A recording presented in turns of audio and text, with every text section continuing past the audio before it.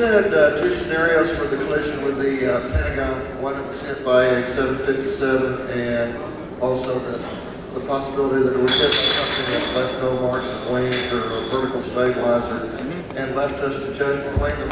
As a basis for making this judgment, how many bodies of passengers were identified? I want to say on that plane there was, sure. I want to say on the Pentagon plane, all four planes, they were about 30% capacity altogether, but one of those planes was about half capacity. So then the other ones were even less than a third. I want to say less than 60 people were on that plane.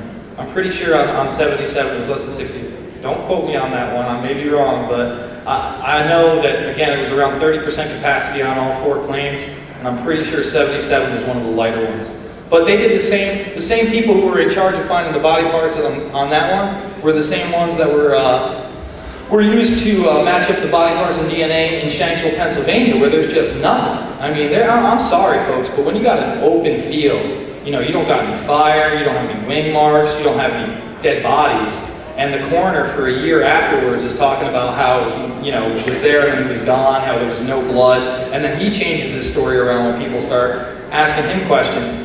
Dylan went to Shanksville. You know, he went right down to the spot. Nobody at that area would talk to him. He had to go to Indian Lake before anybody talked to him. So, you know, I'm very suspect on the methods that were used in order to identify these bodies. On a similar note, one of the guys from Popular Mechanics, Davin Coburn, went on Charles Goyette like 3 or 4 years ago, and Charles Goyette challenged him on that DNA analysis. He said, well, how do you know the hijackers were on the plane? And he's like, well, we have their DNA.